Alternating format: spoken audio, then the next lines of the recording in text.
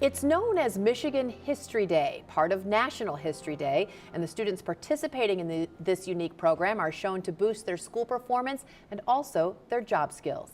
Hello everyone and thanks for joining us. I'm Laurel Hess and this is Comcast Newsmakers. Joining me now is Tamara Barnes, the Assistant Director and State Coordinator of Michigan History Day. Thank you so much for joining us today. Thank you for having me. So this is a program that's been around in Michigan for many, many years.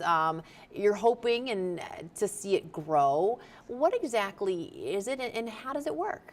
Well, it's a project-based educational program that can be done in schools. Parents can do it individually with their children. We also have after-school programs. The basic idea is that kids in grades 4 through 12 will work on independent research projects where they study a subject of their choice, which is really important. And they do lots and lots of research for many months. And then once they're done with the research, they create a project. And that project can take 5 different forms. They can do a traditional research paper, they can do an exhibit, a performance, a website, or a documentary.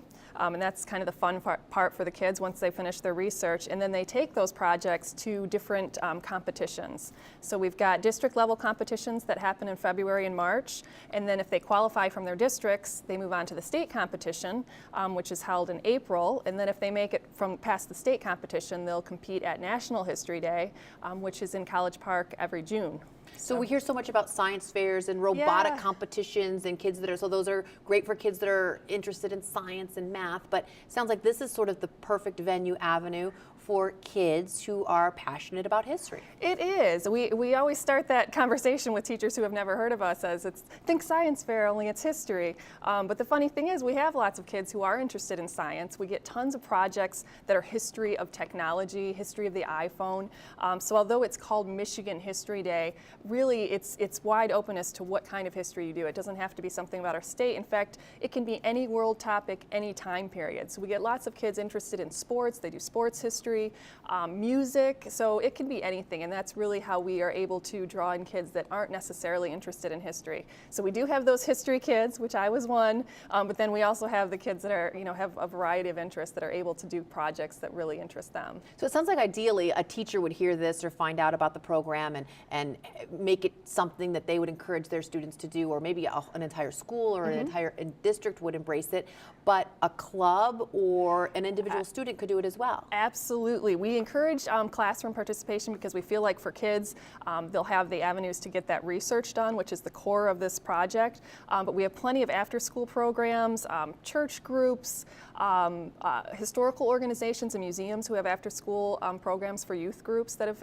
incorporated this into their curriculum. And then we have parents and grandparents who do it with kids who are just interested in history. So it's very flexible and it's really easy to incorporate in the classroom or at home. And timing-wise, it's kind of perfect right now. I know the competition's being judged right now in the next month or two, and then you've got some summer stuff going on, but you get right into, hey, if I'm interested in doing this next year, this spring, they need to apply, go on your website, figure that out. Yeah, students who are most successful at this program start early. And so although the competition season is upon us right now, when it wraps up in June, we have kids that start right away in July working on their projects for the following year. So for us at the Historical Society that sponsors this program, May and June, those are big months for outreach. We do summer workshops for teachers, and then in the fall, September, October, we do a lot of outreach as well for this program. All right, sounds great. Thank you so much for joining us today. Thank you. If you would like more information on how to get involved in Michigan History Day, you can visit the website, which is hsmichigan.org.